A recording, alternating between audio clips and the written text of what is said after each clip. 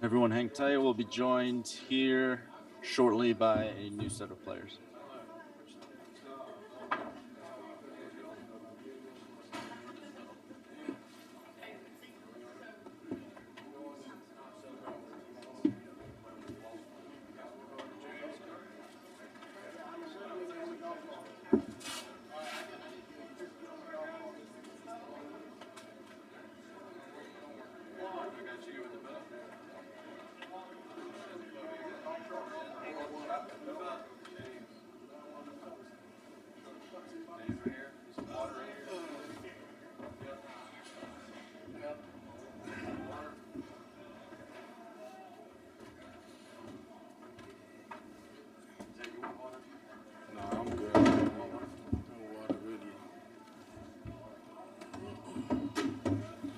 All right, we are now joined by James Cook, Jordan Davis, and Nakobe Dean.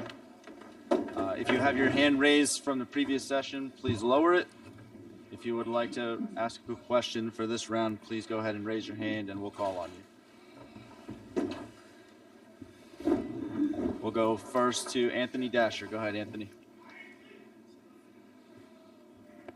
Nakobe, I believe I saw you take a knee after the game was over to have a little prayer. I just kind of wondered what was going through your mind at that point in time after this game was over. I had to thank God. Without him, none of this would have been possible. Every step of the way, I thanked him for putting me in this position, for putting my team in this position, and I just thank him for everything. Next, we'll go over to Ross Dellinger. Go ahead, Ross.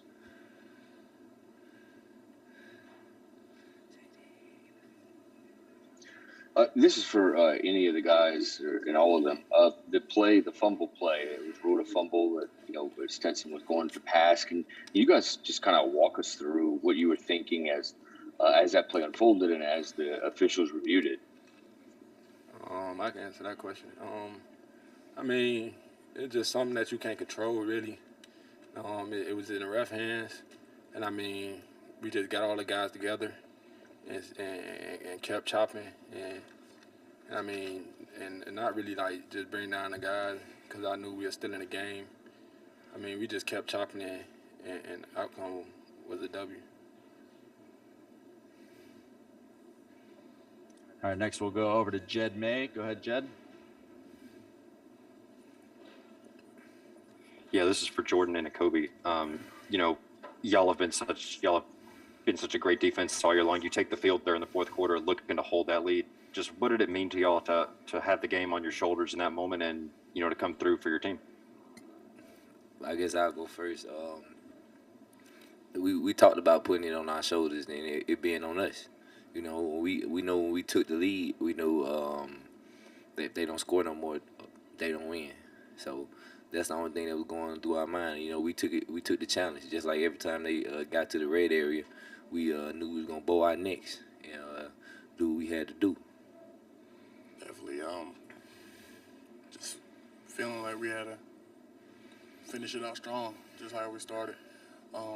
It's a lot of adversity going through the game, but at the end of the day, going into that fourth quarter, we knew we had to have it. 15 minutes of hard work, because everything that we worked for over this past year, since the Cincinnati game last year, it's come down to this moment. So we just wanted to finish it out strong, and you see the result of the game. All right, next we'll go to Jake Roos. Go ahead, Jake.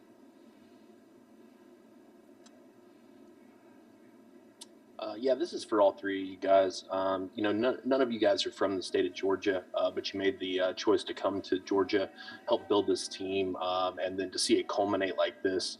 What does it mean to you now to know that you were able to see this through, and to know that you're now going to be a part of the lore in this state moving forward?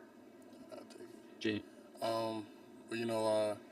UGA adopted me, even though I'm not, no hometown kid or, just coming from Charlotte, but they showed me love, and, that's what we owe it to. We owe it to the G. We owe it to the fans. We owe it to Dog Nation, because we worked so hard for them. They cheer so hard for us. And, being adopted by this great team and this great family, it just means something special. You know, it doesn't matter where you're from. Football is the great equalizer. You got different people from different backgrounds coming all together in one locker room, all working for a common goal, which is to win. And, you know, we working, just winning national championship, that was the only thing that's on our mind. So, you know, that's just how I look at it. I mean, with me from Miami, I mean, really it was just playing for my brothers and playing for the University of Georgia, really. I mean, just coming here, like, I mean, I always wanted to win a national championship growing up. So, I mean, we got together as brothers and we came back for one more year and we got the dub and we worked hard all year. I mean, just to do it for the University of Georgia and everybody in this program. Yeah, for me, the whole reason why I came to Georgia, other than all the academics and the maturing and everything else, was win a national championship. And I knew we could build into it. So that was one of the biggest reasons, and for us to accomplish this, it's like a surreal moment. You know, it still ain't all the way hit me yet. You know, I'm pretty sure later on or tomorrow I wake up, it'll be like, I just win a national championship, you know. So it's still kind of a surreal moment. And also, I got the right hat on. If y'all seen me with the wrong hat on earlier, I got the right hat. So Next, we'll go to McLean Baxley. Go ahead, McLean. Hey, y'all. So, thinking back to the season, dominant defense all year long. When did y'all know this defense could be special? Was it, right after that Cincinnati game? Was it, in preseason warmups, or was it, after a certain game this season? When did y'all know the season could be special for y'all? For me, actually, it was off season. It wasn't when the season hit. It was all the work we put in the off season, all the score sessions, getting to know each other, all the connection pieces, just everything we've done this off season. This off season has been like no other that I've had. So that's kind of when I just knew this team could be special, and get the job done. And it had the group of guys to do it. Definitely hit me in the off season. I seen a group of guys buy in to what we were preaching in the off season. We were just working for that, and just seeing them work and seeing them come to work every day just inspired me. It inspired other teammates. It pulled us all together because, we worked so hard for this, and coming at the end of this game and seeing the result, it makes it all worth it. So, we knew we was going to be special from the jump. We knew we were going to be special from the beginning, and just working through it and having a tremendous regular season and, tremendous postseason, it just makes it, all worthwhile. All right, next we'll go to Palmer Tomes. Go ahead, Palmer. Hey, this one's for Jordan and James Cook. I know the two of y'all both made the decision to come back to Georgia after last season. How much, for this senior class, how much was this the perfect way to cap it off? I could say, just going out with a bang with the people who I came in here with is very special. We came back for a purpose, and we worked hard as older guys. We led the right way. Just the whole offseason was special, and how we connected. Like the reason why we here today talking to you guys. So, we just came together as brothers and got the job done. We had a vision of today, of what we wanted way back when we were making our decisions to come back. And, we took a gamble and we cashed out. That's all I can say. We took a gamble and cashed out, and, it was a big decision on the seniors' part. We wanted to lead this thing the right way. We knew that we had something special growing, and to see this and see the season come to fruition and see all of our goals and achieve everything that we wanted, it makes it super special, and I wouldn't change my decision for anything. So I just hope that the younger players, when their time comes, they look up to us and see how we did it right and came back. And, it's different situations and different factors, but at the end of the day, we want to make sure that we lead the right way.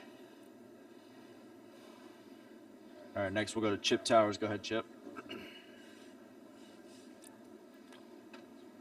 Yeah, Jordan, I guess, because I think you were talking about this already. Did it seem like everything was going against you guys earlier in the game? And did you did you feel like that just sort of motivated you guys, even all the way up to the call against Stetson? We didn't know how that was going to go, and it went against you again, but y'all held them to a field goal in that situation.